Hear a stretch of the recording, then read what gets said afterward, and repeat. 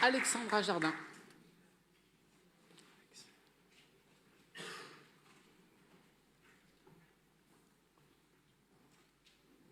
Alexandra. Oui.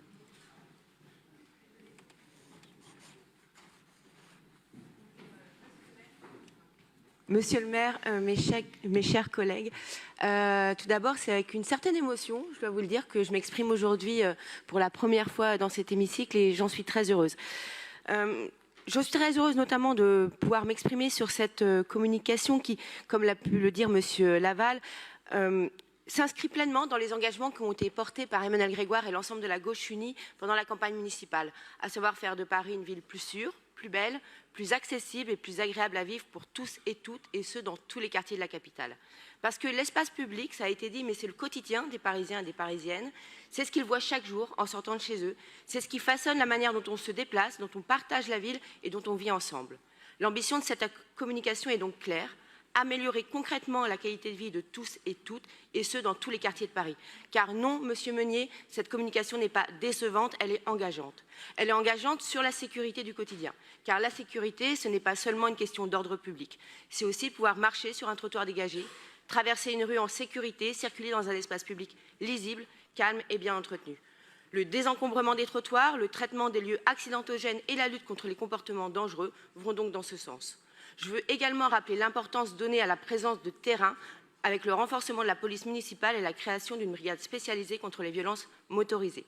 Et vous l'avez rappelé, Monsieur le maire, vous vous engagez aussi dans cette communication à agir vite et fort sur les 1000 points noirs identifiés dans la capitale, autour des gares, dans les quartiers en tension, sur les secteurs d'ultra-fréquentation touristique, dans tous ces lieux où l'espace public est parfois décrié et où les habitants et habitantes ont le sentiment que la qualité de vie se dégrade.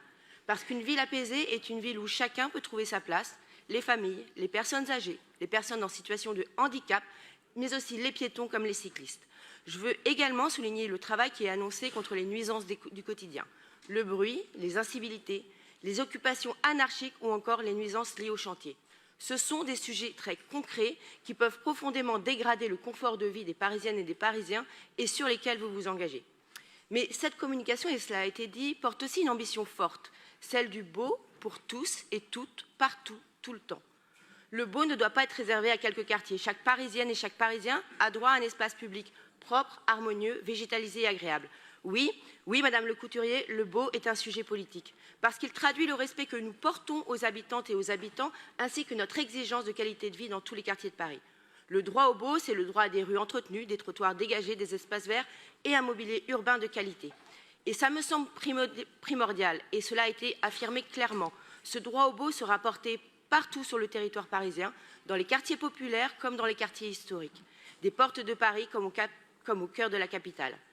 Je me réjouis donc tout particulièrement de la création du poste de délégué général au design et à l'esthétique parisienne qui traduit cette volonté de remettre l'exigence de beauté au cœur de l'espace public. Et enfin, en cohérence avec les politiques publiques que notre majorité a toujours portées, cette ambition s'accompagne naturellement aussi d'une transformation écologique de l'espace public. La végétalisation, les îlots de fraîcheur, les nouveaux espaces piétons ou encore les promenades plantées permettront d'offrir un cadre de vie plus respirable, plus agréable et mieux adapté aux défis climatiques. En résumé, cette communication traduit un engagement clair, celui d'améliorer concrètement le quotidien des Parisiennes et des Parisiens, et on doit s'en réjouir. C'est faire de Paris une ville plus sûre, plus belle, plus apaisée, plus respirable et plus agréable à vivre dans chaque quartier. C'est l'ambition que nous portons collectivement et que nous continuerons à mettre en œuvre avec exigence et détermination. Je vous remercie.